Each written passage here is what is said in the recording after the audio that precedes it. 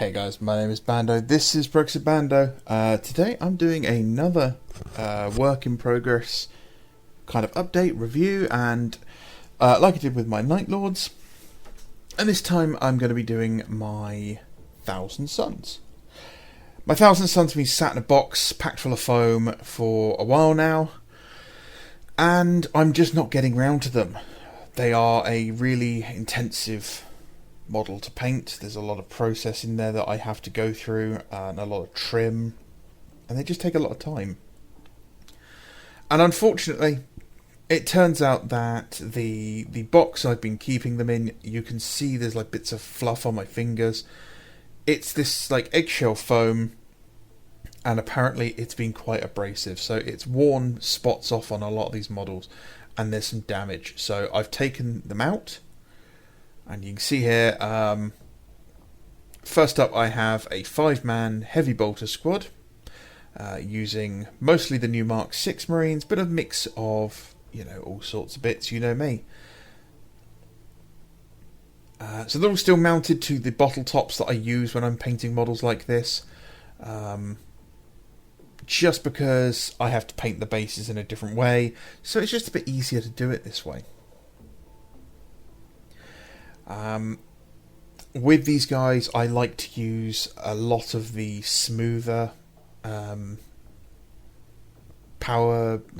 shoulder pads, because I think it gives a nice look, nice clean look. Next up, I have a squad of breachers. These are the classic Mark III, but the shields are from Zinj Industries.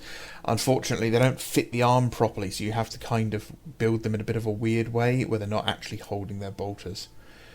It would be fixed if I could just get an arm holding a shield, but I'm not that bothered. And this squad, I've just decided to give a pair, I think it's a pair of las cutters in there, because I had them left over. I had them left over from the Mark 7 Assault Team, or whatever it was called, back when Badab came out. And you can see that some of these guys are really rough, especially like the silvers. They're still quite far behind where I'd like them to be. The big shields let me use a lot of decals. The problem is I'm running out of really interesting decals, and decals of a certain size on my Thousand Suns decal sheet. I'm not going to show everything model off like I did with the Night Lords, I'm just going to keep going through it. So I'm getting stuck with a lot of the big ones, a lot of the ones that are very specific for certain, I can't remember what they call them, but chapters, I suppose. Oh, and you can try to get in focus there. You can see I'm using some 3D printed heads as well, and you can see just how dusty these have got in that box, which is the complete opposite of what I wanted. So yeah, my plan is to get these guys done after the Night Lords, is to focus on some of these guys, because a lot of them are relatively close to being finished. I do need to order another load of bases for them, unfortunately, and I do use some resin bases for them. Side note, GW could make an absolute killing if they released another plastic set of bases that were just flagstones.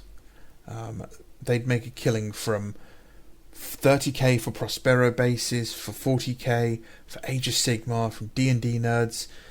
And here's the sergeant for the squad, and as you can see, he's got a bit of damage because his shield broke off, which is rather annoying, so I'm going to have to get that back on.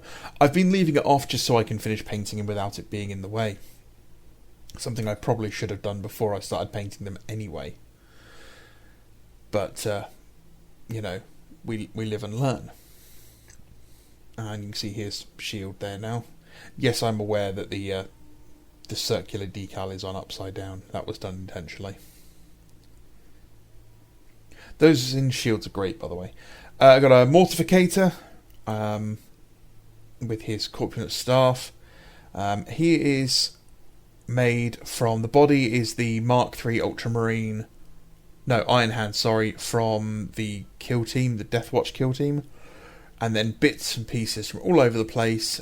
His backpack is the same one. And then there's also things like Sorcerer parts, Grey Knight parts, all sorts. A lot of the characters in this army were just kind of cobbled together from bits with no real plan. Like this guy, who I just built because I felt like it. And you can see he's got fluff on his face. It looks really weird. And I'm going to try and blow it off in a minute. I struggled to get it off. It really kind of annoyed me, actually. There we go. Yeah, so this is just going to be run as a Delegatus. Obviously, Terranborn, very angry, very, you know, not your traditional Thousand Sun. But again, built really from parts. I wasn't entirely sure which army he was going towards.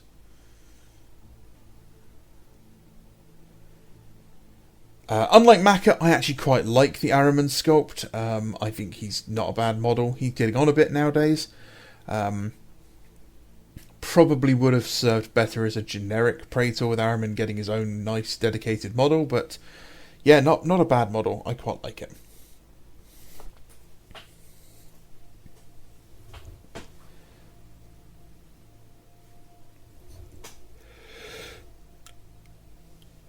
This is an esoterist, and I want to get some like desert scorpions to be his summoned brutes. Again, lots of big decals, and hiding his power fist because the pose required it. And this is Mark 6 and 40k Thousand Sun bits. I think the 40k Thousand Sun bits are a wealth of parts for us to use in Heresy. And some of the Kenetai Blade Occult. You can see here I use some Eldar bits. I had the Eldar Ghost Warriors box when it came out back in like 6th edition? 6th or 7th? And I basically didn't build any of it, so I just started stealing bits from the Ghost Warriors, whatever they're called, the Wraith Guard. And these were also put onto the new Mark 6 bodies. Trying to make them a bit bigger, a bit more interesting. And I think I've chunked them out enough, and you can see some damage on the face there, unfortunately. And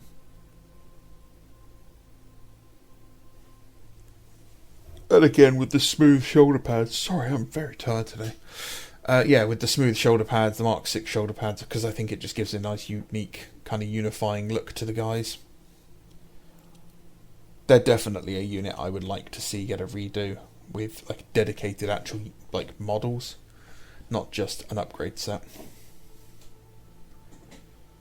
And my only complaint about the Kenetai really is that the arm poses are so limited.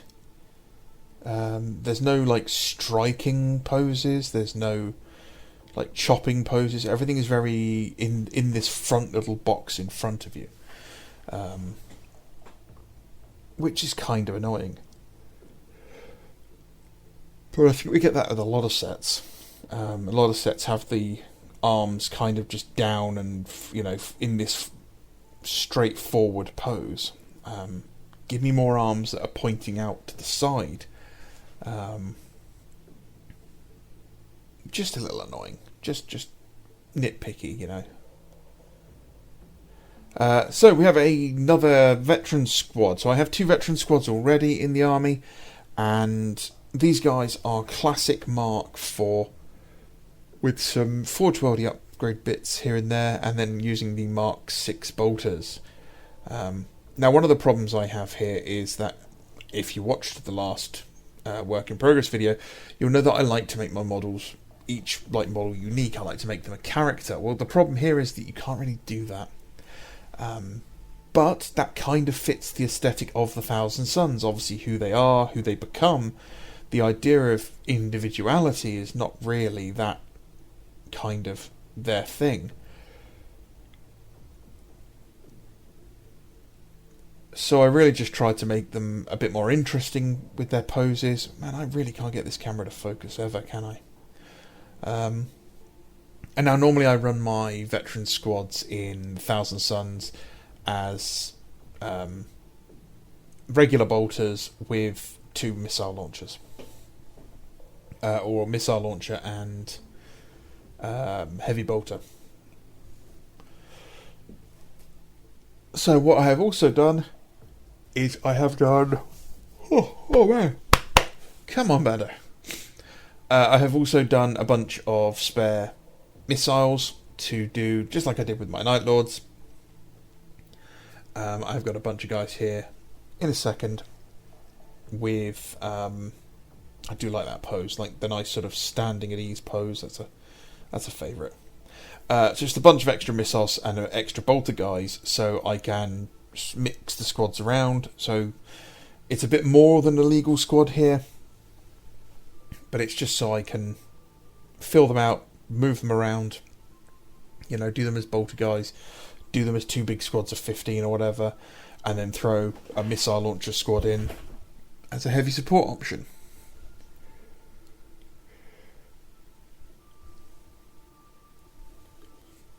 And those torsos are actually the ones that come with the Kenetai Occult. I think they look really nice, but yeah, I didn't want to chop the new Mark 6s up at the time to try that out.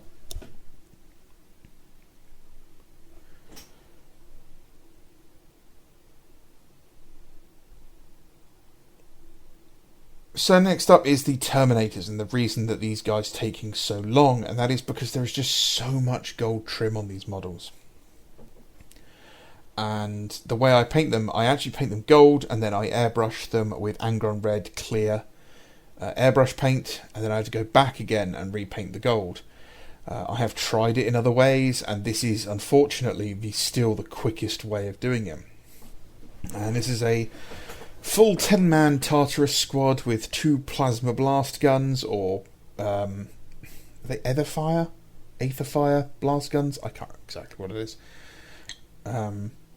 But I used the plasma guns from the Dark Angels Deathwing Knights kit, the old one. And the first guy with his come at me kind of pose is one of my favourite of those Terminators. The Terminators have got either Thunder Hammers or they've got a Lightning Claw, and they've got Combi Bolters, which have been made, some of them as just regular Combi Bolters, and then here you can see some of them have got weird and wonderful weapons. You can actually use the Combi Bolter weapons from the vehicle sprue quite easily to mix into these Terminator Combi Bolters.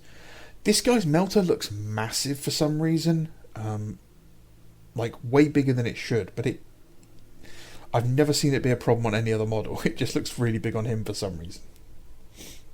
But yeah, they just need a little shaving down on the sides and they fit perfectly. The hammers are all from the Mark III kit. I just basically took the pommel off them and drilled through the hand. And here's the biggest shame, is that the Sergeant's sword has snapped. So that's going to require a little bit of delicate surgery. And I'm probably going to end up hiding the weld with some blood or something. So that's a little annoying, and one of the reasons they're not going back into the box, they're just going to sit up on top of something. There's also a Vexella that fell off one of the tactical squad guys, which is annoying.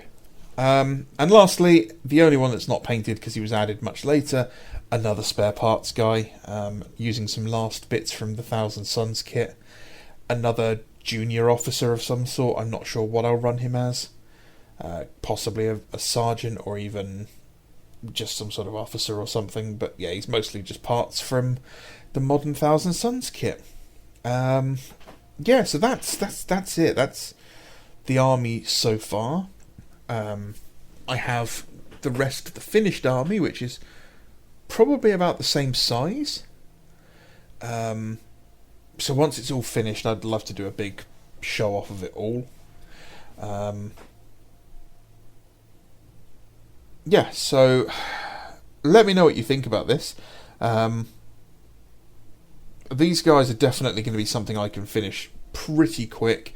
It's just going to be tidying up, detailing, weathering. Anyone that's got a base can be done quite quickly. Again, I'm going to have to repair this guy. I'm surprised it didn't break earlier. I'm surprised his tassels haven't broken either. So yeah, let me know what you think. Other than that, I think that it's going to be a while. This is going to take me a while to finish. But next time, I want you to pick for which work in progress do we look at. Do we have a look at my Shattered Legions, or do we have a look at the Sons of Horus? Both of which have got a fair whack of models that aren't finished, and I'd like to do the same for them. So pop it down in the comments if you care. Shattered Legions or Sons of Horus for the next video. Thanks for watching. My name is Bando. This is Brexit Bando. As always, you know how to support the channel if you want. Thank you very much.